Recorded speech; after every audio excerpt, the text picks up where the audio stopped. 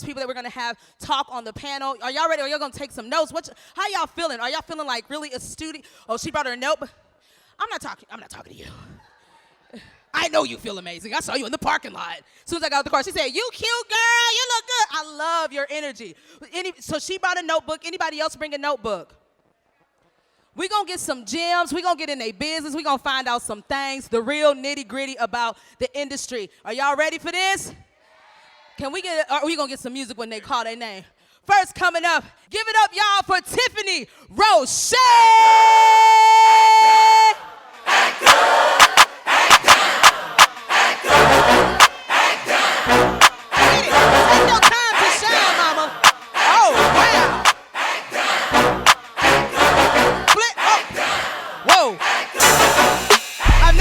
So short in my life. Period. We love the energy. And next we're calling up the queen that I love so very, very much. My baby mama, RHAVYNN Drummer. What you gonna give us? Rub that belly. Rub that belly. Look, pillow time. No. Come on, okay. Keep it. We don't see this setup. Come on. How many pillows? Oh, God. Oh, you all right, mama? You got to turn it on. Turn it on real quick. Here we go. All right, I said, you good, mama? Yes, I'm good. I needed some pillows to make sure I can get back up. Get back up we again. Have this. Okay. You can get back up again. Get back Thank up you, again. thank you. Oh, man, we're going to have a good time. So I'm going to ask you ladies both just some sequence of questions, and we're going to just have a good time, all right? So you both have been in the career, in the industry for a very, very long time. We'll start with you, Tiffany. Did you always want to be in the industry? I did not. I wanted to be a lawyer at first. I wanted to be an attorney. And when I got to school to Jackson State University, I got there. I was an English major, and I was a little bored. And I happened to go to a play, and it just changed my world. And my parents were against it, of course. My dad's military, both of my parents are military. They didn't understand it, but I kept at it, and eventually they learned to love it. And yeah, so I left school, went to New York, fell in love with the theater scene in New York, and wanted to live at a place I could afford to live. So I came to Atlanta, and the rest is history. Wow. Well, thank you for sharing that. Y'all make some noise for that journey. Now, before I ask RHAVYNN the same question, 'cause I'm coming to you. I'm coming to you, boo, all right? But let's talk a little bit, because I see a lot of, how many people are in here are in the entertainment industry? How many people in here had people in your family that don't really agree with that? Wow. He said, got him barking in the back. He going through it right now. Stretch your hands toward him. Say, Lord, help him, Lord. Well, Tiffany, can you talk about that, though? Like, what was that part of the journey like of having, especially with you, parents love to be able to say things like, my daughter's an attorney, my daughter's a doctor. And then if you get in a major movie or something, and of course they want, but my daughter's an actor, but what was that like at the very beginning, being a creative and choosing that route? How was that to feel that pushback with family? That's a beautiful question. At first, it was all about that. And I think in hindsight, that kind of saddens me a little. So it was a necessary part of the journey, but proving myself to them was the motivation. And it wasn't until I became satisfied and happy with myself that no longer was the motivation. It was just a part of the story. And then when they saw how much I was confident in it, then they became confident in it. Because I think what they saw was me trying to be something, me trying to do something. And there were times where I was very down about the journey. I wasn't booking this. I wasn't doing that. And I wish I had more confidence in myself and in my wanting to do it, but I also wish I could explain to them, maybe if you were a little bit more supportive, I would have that confidence. Have you ever said that to them? No. No. So Great episode coming up about this. Too. yes, Oh, we y'all we talked about actually- this on the podcast? Yes. Ooh. Well, then stop Yes. talking so we can watch it. Yeah, but no, yeah, but yeah. no. If that helped y'all, make some noise. If that helped you. Yeah. Yeah. Thank you for sharing that. That's very transparent. I just know that as a creative, you don't always have people supporting you until they see something that make them want to brag about you. You know what I mean? So I love that. So Raven, we're gonna come to you.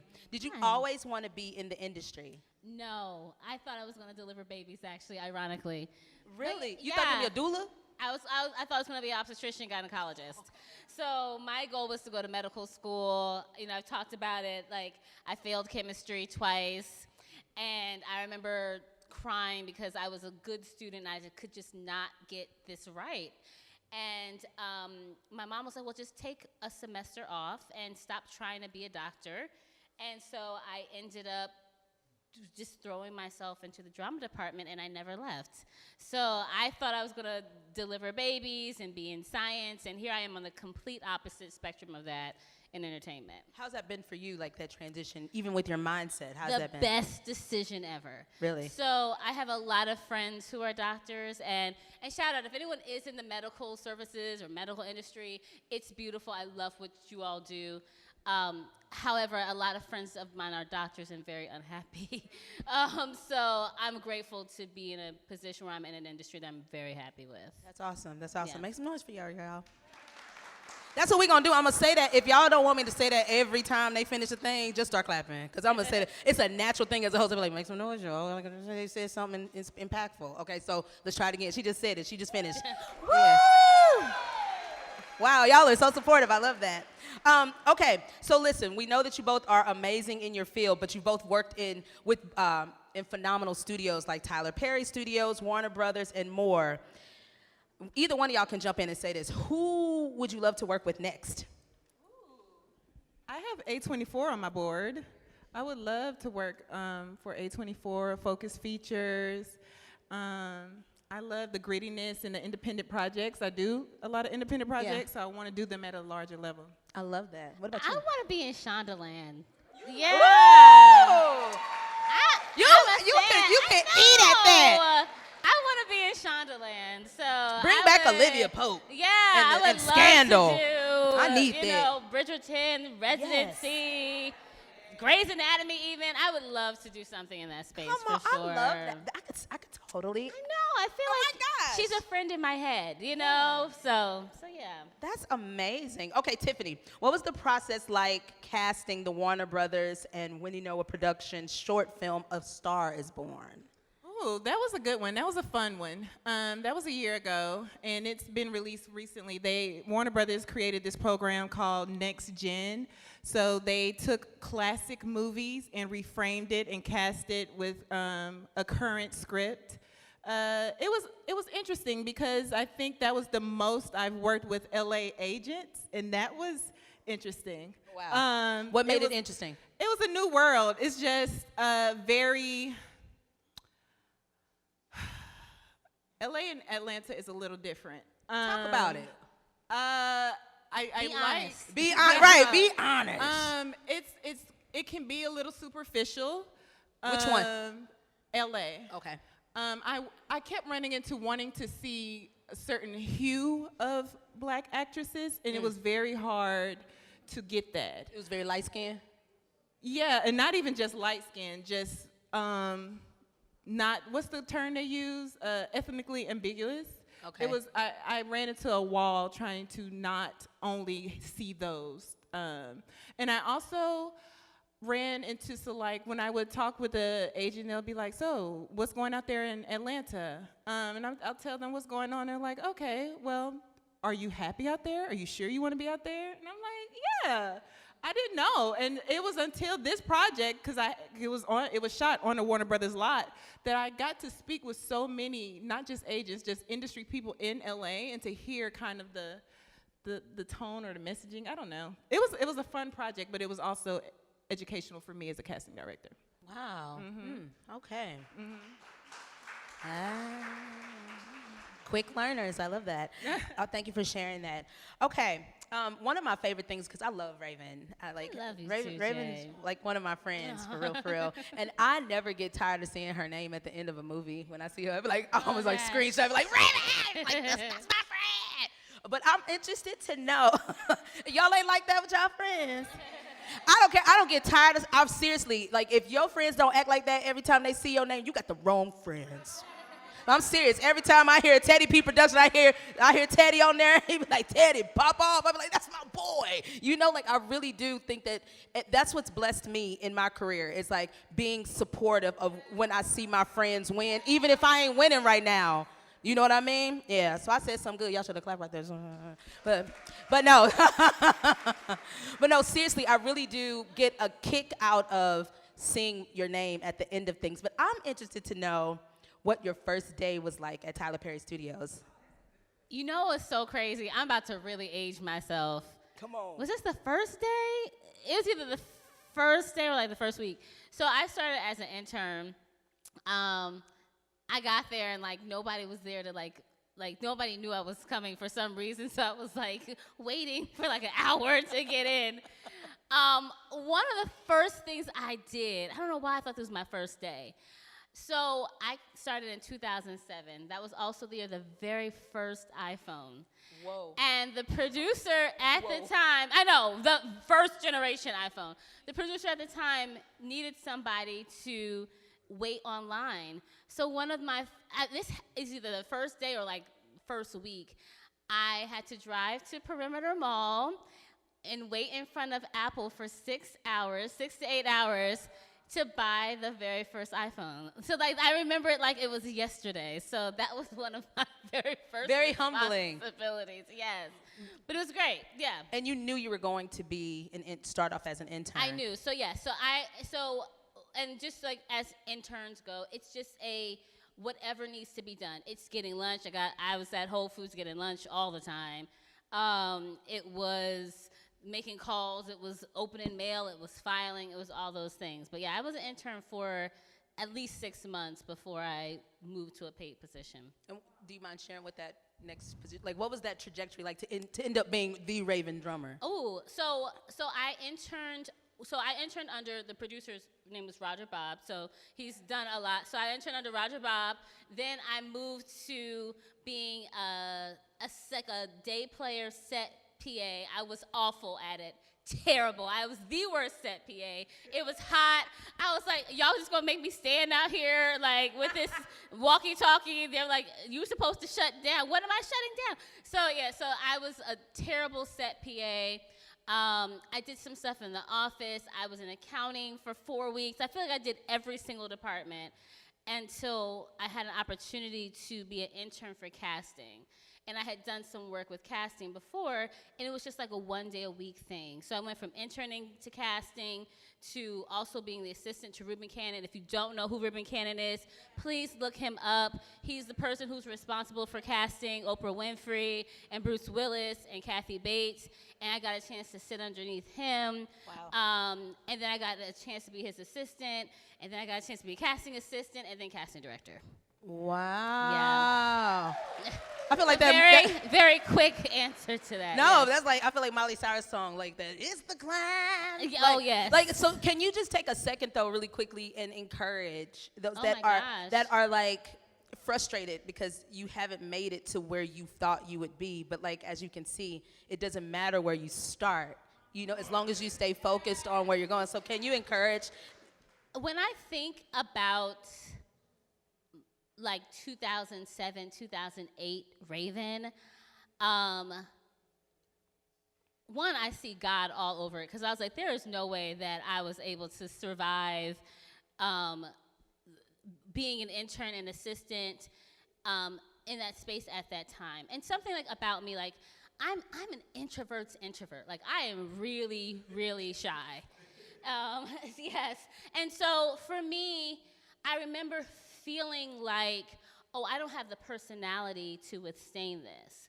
Like, I'm not the person to be up in everybody's faces and like, hey, give me a job. What do you need me to do? Like, that's just not me. I'm the person to put my head down and work, and then I go home, and people are like, oh, oh, who are you again?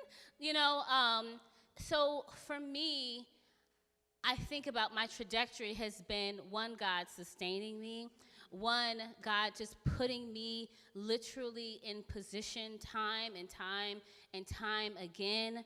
I think about the last 17, 18 years of building confidence and building myself.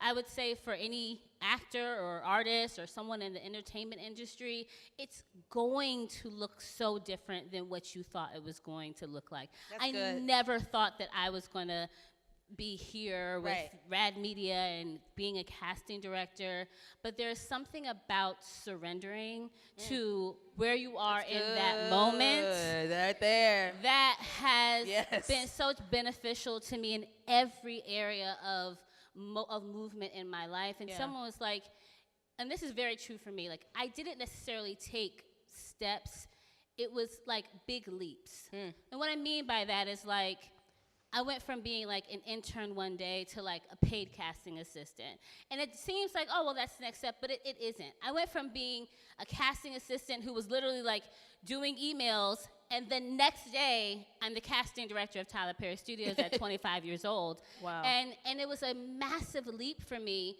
and I felt like I was totally unprepared for it. But there's something about that leap instead of the step that really, for me, really prepared me in my life to keep taking those big leaps, for sure. Oh, man, that was Yeah. good. I hope y'all took some notes on that.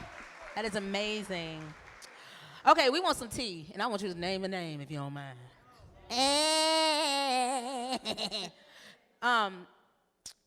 What was well, first of all, like, what was one of the hardest roles for you to cast? And why? I won't say the role because it's currently running, but I will say one of the hardest moments for me was we were down to the lead role. There were two ladies, and one of the girls down for the lead role was a teenager, and she didn't. We called her back twice. I was really pushing for her. That's why I kind of love independence, because as a casting director, I get a lot more say and a lot more sway in those decisions. And I really wanted her, the producer wanted her, but the director wanted her, but the studio didn't. And we called her back 3 times. She even missed school. She stayed up overnight to learn the second scene that we gave her. She's not a singer, and she sang her heart out. I'm about to cry thinking about it. Go ahead, I think we girl. all have that one that sticks with us. And fought to the end, and she did not get it. And she was absolutely the best choice for that role, and I'll say that to the end, and I'll never, ever, ever forget her. And sometimes I randomly think about her, and that's every day in our job. Every day. You always have someone who sticks with you, who you fight for. It's just the nature of the business. They just don't get, and she will never know that we would, and she will never know. So that's the other side of the business. There's so much that we just never know. You're this close sometimes, and you don't even know it. Wow. Yeah, that one. I think that is so powerful to see how emotionally connected you are to that. Because, like, the reality is, as probably the actor on the other side is so emotionally connected to trying to get the role. And the one who got it, she deserves to feel good about winning. Exactly. But someone has to lose to win. And that's every day. How's that burden? Is that hard on you? Are y'all stressed out? Oh, absolutely. Oh, yeah. Oh, my God. That has to be absolutely. terrible to be telling people no all the time. Killing Yeah. dreams. It's, No, I'm just playing. I'm just playing. But also making dreams come true. It's the duality of it. How is that duality for y'all? Like, how's that? that may be why introverts or thrive in this position, because you kind of have to put on a shell sometimes to do this. It is emotionally taxing, but it's also emotionally rewarding too. So yeah. I love that. Come on, y'all. She shared her heart on that one. I only want to. I mean, we're running out of time, but I want to ask. Let's see. What do I want to ask? If your casting process were a movie genre, what genre would it be? A drama, a horror, or a romantic comedy? Raven. If my casting process? Yes, we're a movie genre. It would be it would be one of those crazy, weird, suspense type Christopher Nolan. What was the one he did with Leonardo DiCaprio when the people were walking on the walls? Inception. It's Inception for sure. It is a very cerebral, quizzical type process, artistic too, but absolutely crazy, wild space. Yeah. How about you? There's another movie that's very close to that. It's Anthony Mackie led it, I think, where they would walk through the doors with the hat. They had to. Name of that? Yes, it's a group of men who have to walk through the doors. So it's not realistic. I'll put that. It's not reality. It's like it's another world. Okay. So whatever lane that is. Well, cool. Okay, before I let you go, where do you see yourself in 5 years? I see myself maybe in another city. I see myself as on a track to be an executive. Point blank Period. Say that. We got this on video, so when you're the executive, we're like, look, sis, you said that. How about you? Ooh, my dream is for me to be on set directing with my daughter watching me direct. Ain't that cute? That's my With dream. that being said, can we make some noise for Tiffany and RHAVYNN, y'all? Thank you so much, ladies. Thank you. And now I'm going to turn it over for Teddy P for a little minute so he can do a little something, something, something. And y'all get up and dance and don't teach me nothing, clearly. Oh, oh, oh, oh.